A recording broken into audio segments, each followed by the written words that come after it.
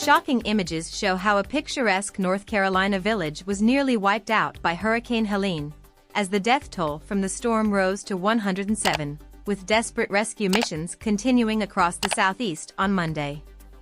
The death toll in just one North Carolina county, Buncombe County, near Chimney Rock, tripled on Monday to 35, officials said.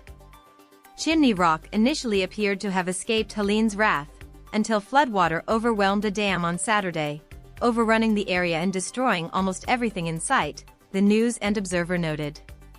The village? There's just nothing left, rescue crew leader Chris Murray told the outlet. I've never seen concentrated damage like we've seen here. Helene tore through 6 states, first making landfall in Florida as a Category 4 hurricane, and left millions without power and communications. But North Carolina was hit hardest, with at least 30 of the over 100 dead coming from the Tar Heel state, with hundreds still unaccounted for. In Chimney Rock, photos show the once idyllic village covered in mud and debris, with about half of the businesses on the southern side of the town near Broad River gone from the massive flooding. The damage is unimaginable, rescue crews from Pamlico County said over the weekend. Terrifying video set to the sound of blaring sirens showed Hurricane Helene's violent floodwaters ravaging the village on Saturday. The clip begins with a powerful wave of muddy water surging across a yard in Chimney Rock, ripping pieces of a home off and sweeping debris in the tide. My car's gone. Everything's gone. It's all gone, the unidentified filmmaker can be heard saying, as a second person hurriedly reassures them, it's okay. The floodwaters were strong enough to cause SUVs and roadways to be washed away and obliterated. Meanwhile, other parts of the southeast were ravaged by the storm, prompting mass rescue efforts. FEMA Administrator Deanne Criswell toured South Georgia on Sunday and planned to be in North Carolina on Monday.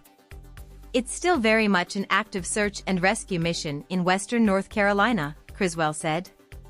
And we know that there's many communities that are cut off just because of the geography of the mountains, where damage to roads and bridges has cut off certain areas.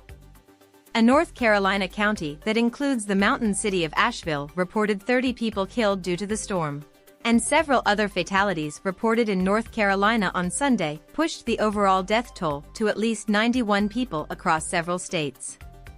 North Carolina Governor Roy Cooper predicted the toll would rise as rescuers and other emergency workers reached areas isolated by collapsed roads, failing infrastructure, and widespread flooding.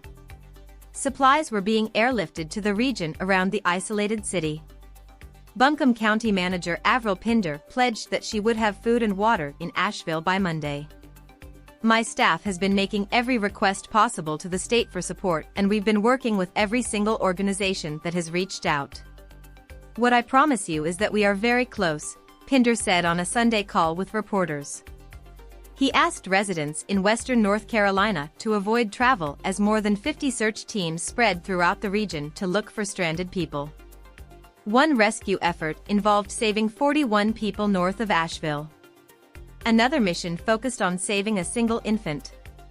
The teams found people through both 911 calls and social media messages, North Carolina National Guard Adjutant General Todd Hunt said.